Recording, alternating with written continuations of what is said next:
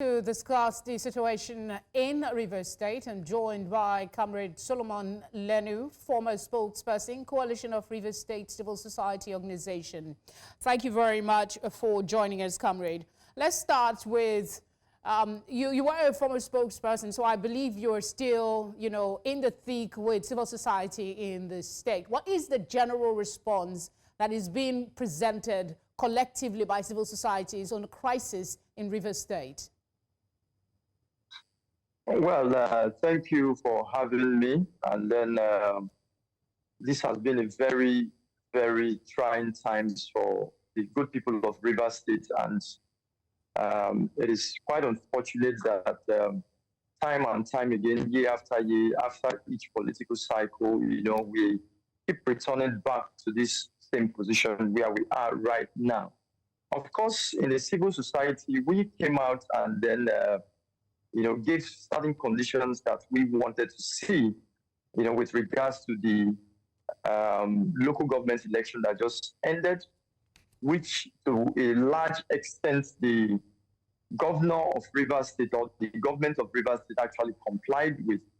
And it became even more worrying that at the end of the day, after an election had been conducted, winners had been announced, and then when it was time for them to return back to office, we saw, people who are supposed to be, leaders conducting themselves in such a way that suggests that they have no love, for Rivers State. And that's very, very strange.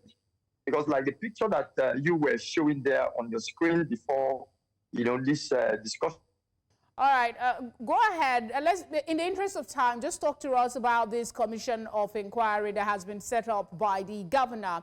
Is it possible to get an unbiased report in 1 month's time? Because it seems the mandate covers beyond the current crisis in the state. Well, the issues in Rivers State are not very difficult issues, because of course the perpetrators or the people who are to be investigated are people who are known to us. The actors and the key players in this crisis are people that are known. So, but let us stay with the election that just ended, and then the aftermath of the election and the things that we are seeing across our local government at the moment.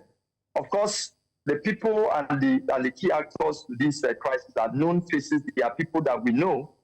And then, if that be the case, of course, coming to a conclusion or investigation into the incidents that has happened would not be a very difficult one. So, yes, I believe that 1 month is enough time for the panel of inquiry to come up with their submission.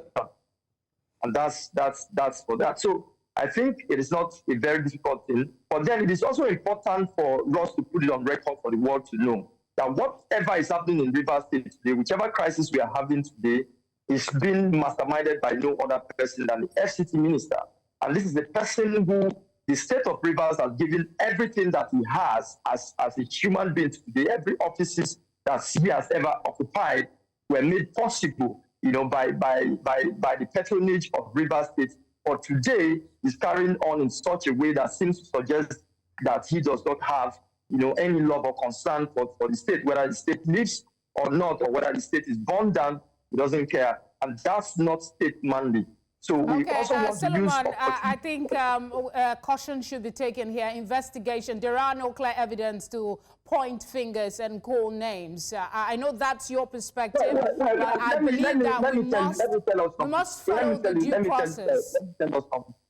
In December of 2023, at the opening of the legal year of the Rivers State Judiciary, the FCT minister made a statement, and I quote, said, "Although I know that I may not win in this crisis against Fubara, but I will make him suffer."